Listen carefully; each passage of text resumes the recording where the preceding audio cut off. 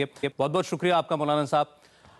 अब हम बात करेंगे शब्बीर हमदानी साहब से। आप गुजरात के पोरबंदर में दारुल उलूम गौसे आजम के अध्यक्ष हैं। शब्बीर साहब, स्वागत है आपका।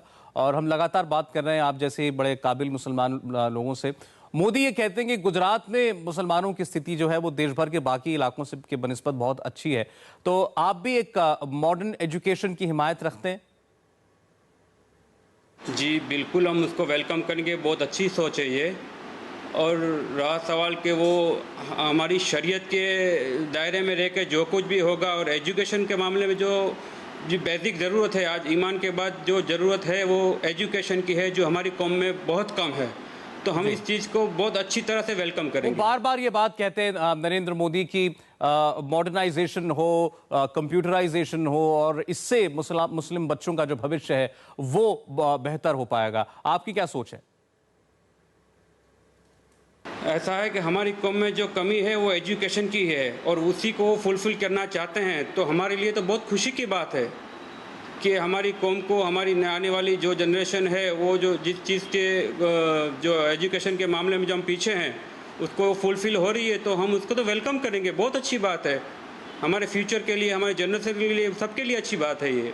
तो बहुत अच्छी सोच है। लेकिन हाँ, मदरसे को लगते हुए जो मॉडर्नाइजेशन करने की बात है, तो उसमें शरीयत के दायरे में रहकर जो कुछ भी रहेगा वो हमारे लिए होगा। और हमारे जो उलमाए किराम है, जो बरेली शरीफ से हमको जो हुक्म मिलेगा उसी को हम फॉलो करेंगे।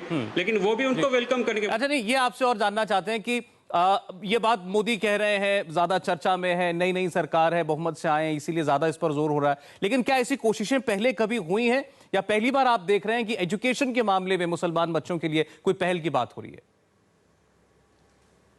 बहुत बड़ी सोच है। आज तक कांग्रेस ने सिर्फ हमको वोट बैंक समझा और इलेक्शन के दिन हमको लाइन में खड़ा कर दिया, फिर भूल गए। ये बंदा ऐसा है जिसने हमसे वोट की उम्मीद भी न रखी और हमारा काम कर रहा है। रियली बहुत बहुत बड़ी खुशी की बात है। जो उम्मीद नहीं थी, जो खौफ था मुसलमानों में कि ये मोदी आएगा तो ये सब प्रॉब्लम क्रिएट करेगा, लेकिन ये प्रूव कर देगा कि मैं कोई प्रॉब्लम और कोई दिक्कत मुसलमानों को नहीं, लेकिन उनको फ्यूचर उनका ब्राइट करने की ये कोशिश कर रहा है, अभी जो दिख रहा है उनकी बातों से। तो हमको बहुत खुशी है। जी शब्बीर साहब, बहुत बहुत शुक्रिया आपका इंडिया टीवी से बात करने के लिए। हमें एक और ब्रेक लेना होगा। ब्रेक के बाद हमारे साथ दिल्ली से एक खास मेहमान होंगे। हम बात करेंगे मुफ्ती मुकर्रम साहब से।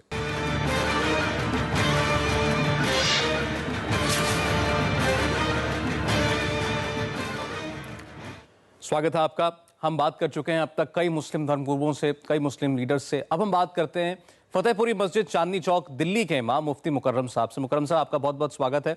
और मोदी सरकार एक नया आइडिया लेकर आई है, मदरसों में उर्दू अरबी के साथ साथ कंप्यूटर, मैथ, साइंस भी पढ़ाना चाहती है। कैसा लगा आपको उनका इरादा?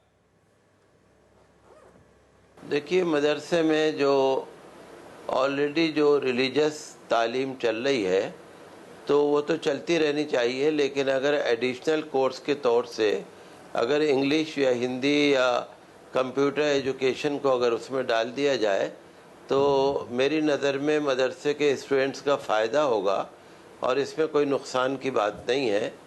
और इससे पहले भी गवर्नमेंट की तरफ से इस तरह की कुछ बातें आई थी, और अगर आज के मौजूदा हुकूमत भी अगर इस तरह का करना चाहती है तो मैं समझता हूँ कि इसमें कोई नुकसान नहीं है। लेकिन मदरसे की जो एक एजुकेशन जो पहले से चली आ रही है, कुरान और हदीस से मुताल्लिक़ और अरबी और फ़ारसी से मुताल्लिक़, उसमें किसी भी तरह का कोई इंटरफेरेंस नहीं होना चाहिए। जी मुफ्ती साहब, बहुत बहुत शुक्रिया आपका। तो आपने देखा, बहुत से लोगों ने इस बात का स्वागत किया। नरेंद्र मोदी चाहते हैं, उन्होंने जो इरादा संसद में रखा कि मॉडर्नाइजेशन और मदरसों का, लगभग सभी ने इस बात का स्वागत किया है।